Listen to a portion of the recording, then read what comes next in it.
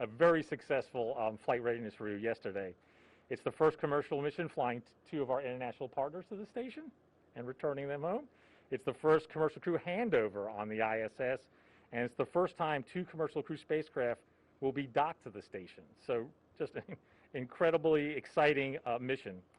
And it's just a coincidence that the day of launch for Crew 2 is on Earth Day. And it reminds us of NASA's core mission to study the Earth and conduct Earth science research using remote sensing satellites. So this work is essential for the nation and the world in dealing with climate change. And we also collaborate internationally on just about all our science missions, including our Earth science missions. So it's not only an effort in the U.S. but across the globe. We use the unique vantage point of space to study the Earth from the oceans to the atmospheres, and really try to study and model the Earth as a system, and try to determine how the planet is evolving, including climate change. And then ISS plays a unique role because of the orbit that it's in. Most of our Earth orbiting satellites are down-looking and are in an orbit over the poles, and we can image the Earth and oceans as the Earth rotates under the satellite. ISS is in an inclined orbit. So for some remote sensing instruments and observations, that ISS provides a unique platform to get those measurements and to do Earth science research. So it's becoming more and more a part of the ISS mission. And of course, commercial crews enabling NASA to have crew members on the International Space Station, not only to maintain and do those Earth observations, but also do the critical research and technology development for our commercial partners, and to enable our Artemis missions, our crewed missions to the moon, and eventually our human mission to Mars. So I'm proud today to be joined by representatives from JAXA and ESA, two agencies that have contributed to much of our exploration of space. So I want a thank you to Junichi Sakai, manager of the ISS program at JAXA, and Frank Davina, manager of the ISS program at ESA. And now I'd like to hand it over to Frank. Thank you very much, Steve. Good afternoon, everybody. I would like to start by saying that, of course, ESA is very happy and very grateful that we can stay here and see that Thomas will be our first ESA astronaut to fly on the U.S. commercial crew vehicle. I would like to thank all the partners that made this possible, NASA, of course, but also SpaceX and all the other partners from the International Space Station. Because this is, of course, only possible when we all continue to work together. It's a number of firsts, as Steve mentioned. It's also the first for us, of course, to fly an ESA astronaut on a Crew Dragon vehicle. Our team has worked alongside the NASA teams and the SpaceX teams to make sure that we can do this in all safety. And as Steve mentioned yesterday, we had a very successful FRR, so we are ready to fly and we are ready to go. It's also important for us that we see that with the commercial crew, we will now have 4 USOS astronauts on orbit, not only with this flight. It started, of course, with Crew 1, but Crew 2, and also with the coming flights that will come up, because that significantly increases the time for utilization in the European, ISS. And of course, utilization is for ESA one of the main drivers why we fly and why we participate in the International Space Station. So thanks to all these crew members now, and we will not only have 4, we will have 5, because we launched just a couple of days ago also on the Soyuz. We will have 5 USOS crew members, so we will have plenty of time to do science on board of the space station. Last but not least, this is a flight in a number of series. Thomas will be the first one, but Matthias Maurer will fly already in fall this year, and after Matthias we will have Samantha flying as well. So for the first time, 3 flights in a row for a year and a half, we will have European astronauts on board of the International Space Station. So that also shows that ESA is growing and is continuing to invest more in exploration and in human spaceflight, which is great alongside with our other partners. We will also see the MLM launch during this flight with our Russian colleagues, and on board of that we will have the European robotic arm, something that we have been looking very much forward for to have on orbit, and Thomas will also be involved in the first checkouts of the European robotic arm, Thomas, so great for that. And so last but not least, at the end of the mission, Thomas will be the commander to receive also Matthias, and that's for Europe is a big sign that we will have a European commander together with 2 European astronauts on the International Space Station. So once again, folks, congratulations. I see that you're ready. I see that you're happy to fly. I was there many years ago in your position. I would prefer to be in your position than standing here, to be very honest, but I know that Thomas never wants that, so unfortunately. So Godspeed, guys, and Megan, all the best, and see you on orbit. Thank you very much. And I would like to pass the word now to Mr. Sakai from the ISS Program Manager from JAXA.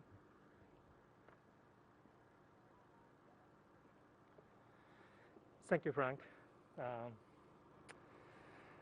I've said this phrase many times since last year, but I'll repeat again.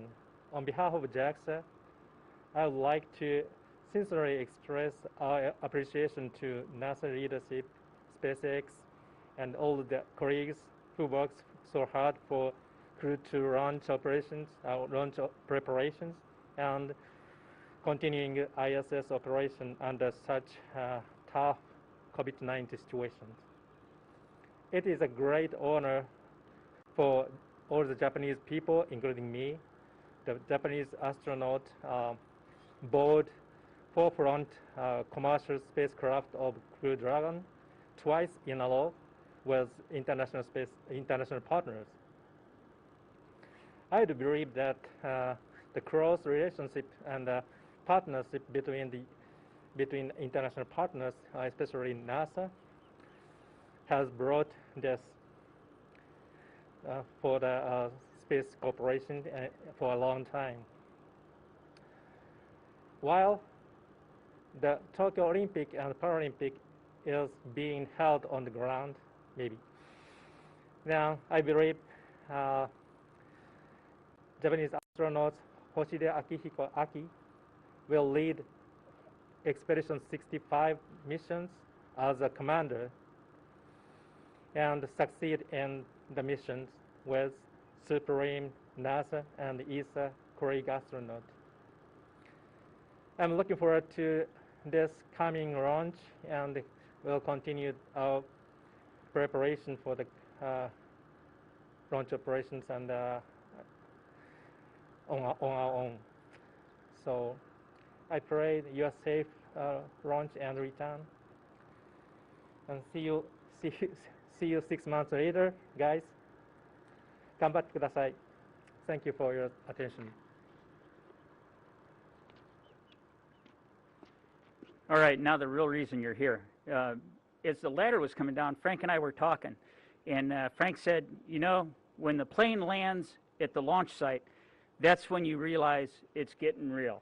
And it's certainly getting real for this crew. And it's my extreme pleasure to introduce to you the commander who's going to introduce the rest of his crew, Colonel Shane Kimbrough, Commander, Crew 2. Shane?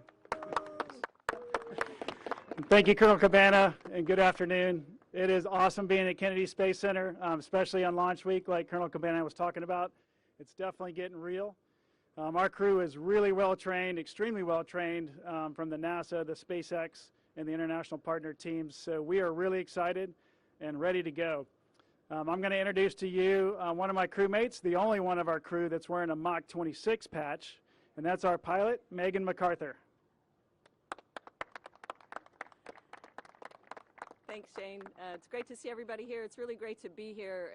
We come in on the plane over here, and we got to fly by the pad and see our rocket getting ready to go, and it's just an amazing feeling. I've gotten to do that before, and there's nothing like it when you look out the window and see a spaceship getting prepared and realize that you're going to be riding on it in a few days. So it really is a wonderful feeling.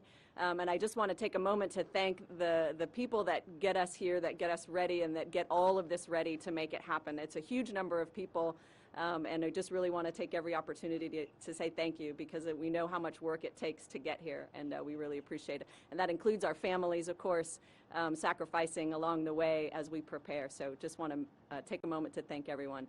I also want to introduce our next crewmate, mission specialist for Crew Dragon and also mission commander for Increment 65, Aki Hoshide.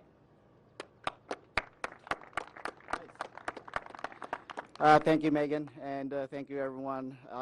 It's an honor to be here today, and it's a very exciting moment for us.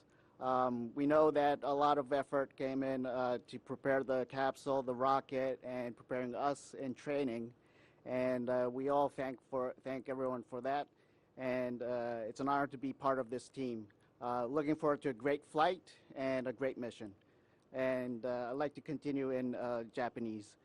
日本の皆さん、こんにちは。今日ここケネディ宇宙センターに来られて非常に嬉しく思います。これまでクルードラゴンのカプセル、ロケット、そして我々を訓練して、準備してくれた多くの皆さんに、感謝申し上げます。打ち上げを、そしてミッションを楽しみにしております。頑張ってきます。All right, with that, I'm going to introduce the one and only Thomas Pesquet, mission specialist, and ESA astronaut.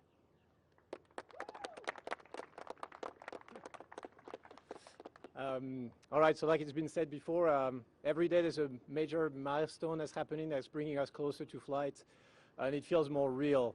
But it doesn't just happen like this. It takes a lot of hard work, and NASA and the partners make it seem routine, but it's not. We know it's not. We know there's a lot of work that goes into it, so we'd like to thank all those people involved. We take them in our hearts, and we'll bring a bit of them together with us on the space station. I want to say a few words in French as well.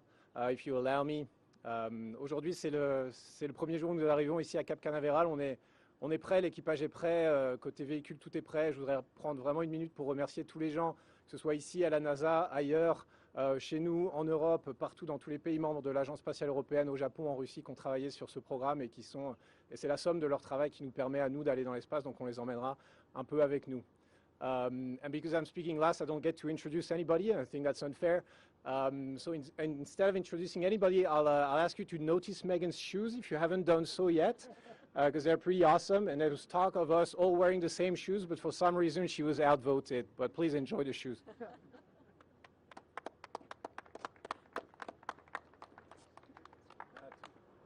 Okay, hey, I'm Kyle Herring with NASA Public Affairs here at the Kennedy Space Center. We only have about 10 minutes with this crew. Based on the launch time, you guys can probably imagine they're going to be doing some pretty significant sleep shifting, and their bedtime, I think, is about 6 p.m., and they've got a bunch of stuff to do before that. So if you don't mind, ask one question, and we'll see how many we can get through before I run out of time, and we'll start with you, Marcia. Go ahead. Marcia Dunn, Associated Press for Commander Kimbrough, probably. This still feels new, SpaceX crew flights. There's only been 2. Do you see this as a test flight in part, at least for your crew? Do you feel like test pilots, and especially considering that the first time that reused rockets and capsules will be used for the astronauts?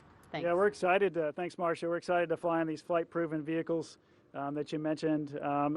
Certainly I think all of them, until we get several years under our belt, should be considered test flights. To answer your question. So we're very confident in the team that got us ready, that are working on the vehicles. We don't have any issues with that. And we're ready to fly here in like about 5.5 days, I think, now. So thanks. Hi, I'm Tetsuro Soe from NHK, Japan Broadcasting Corporation. And this question is for Aki Hoshide. And allow me to ask a question in Japanese. 新しい宇宙船、そして新しい宇宙船でですね、また非常に多様なクルーを率いるコマンダーという立場になりますが、今回のフライト、何を楽しみにされているでしょうか。それと予定通り行けばですね、オリンピックを宇宙から見ることになるかと思うんですけれども、それについて今どんなふうなお気持ちでいらっしゃるかお知らせください。はい、ありがとうございます。そうですね、多国籍のクルーを率いる形になりますけれども、皆さん非常に訓練もしっかりされていて、経験豊富なクルーに恵まれたと思っています。なので、コマンダーとしてはですね、しっかりチームをまとめて、地上のチームと一体となって、スクラムを組んでですね、ミッションに臨みたいというふうに思っております。それからオリンピック・パラリンピックの期間に軌道上にいるということなので、軌道上からすべてのアスリートに声援を送り、そして軌道上では軌道上でオリンピックをしたいというふうに思っております。Mind you repeat that? Do you mind to repeat that in English? In English, okay. Let's see. What was that? So I'm very fortunate to have a very experienced crew members on board the space station when I'm the commander of the Increment 65. And it's going to be a lot of fun. We're going to have a great mission, I'm sure about that. And in terms of Olympics and the Special Olympics, we'll be up there during that time frame. So we'll enjoy and root for every single athlete that competes in that. And we'll have our own Olympics on board. Thank you. Hi, Stephen Clark from Spaceflight Now. My question is for Megan MacArthur. This will be your first trip to the International Space Station, your first flight in over a decade, and a new type of rocket, a new type of spacecraft. What about all that excites you most, and what are you most looking forward to? Well, the whole thing, of course, is exciting. Getting to fly on a new vehicle, getting to stay in space long duration is something obviously completely new for me. I think it's going to be like the difference between visiting a country for a business trip and then maybe moving there, longer term. So I'm looking forward to seeing what those differences are. And I'm very lucky to have 3 very experienced crewmates, actually probably 5 very experienced crewmates who are going to really be able to show me the ropes. So I think it's going to be a lot of fun, and I just am really looking forward to the whole experience getting started. Thanks. Matt Trezza, Fox 35 News Orlando. We have an international crew here right now. The planet is dealing with a global pandemic.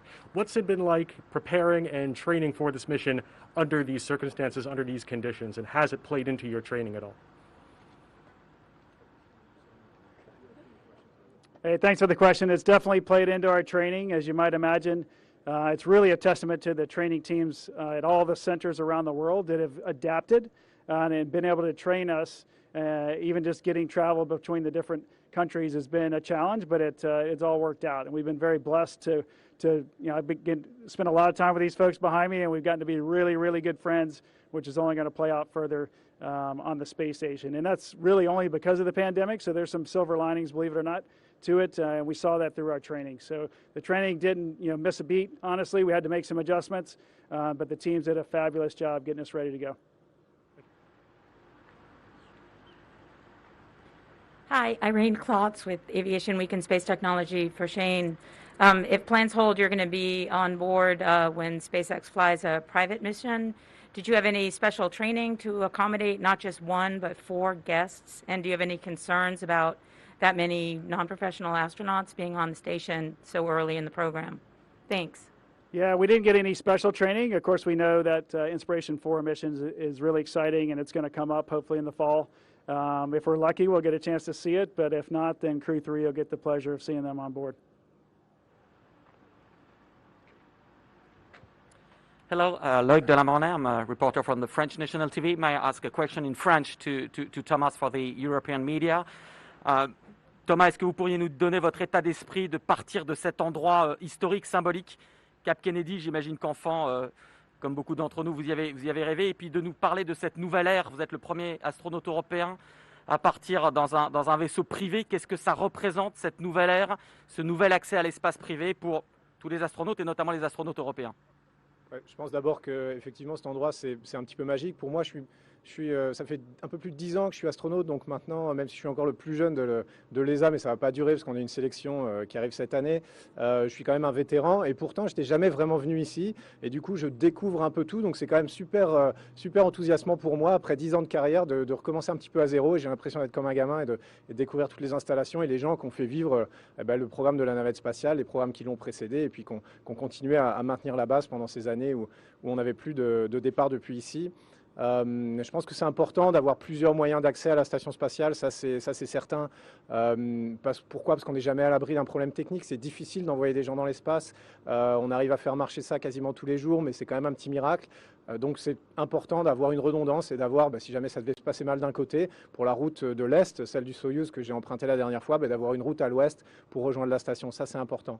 Ce que ça veut dire aussi, c'est que maintenant, c'est une nouvelle époque, comme vous l'avez dit, pour les vols habités. On n'a jamais eu autant de véhicules qu'en ce moment, hein, parce qu'on en a 3 ou 4 aux États-Unis, chez nos collègues chinois, chez les Russes, les Indiens ont leur programme. Il y a beaucoup de nations qui veulent aller dans l'espace. On veut aller plus loin, on veut dépasser l'orbite basse terrestre.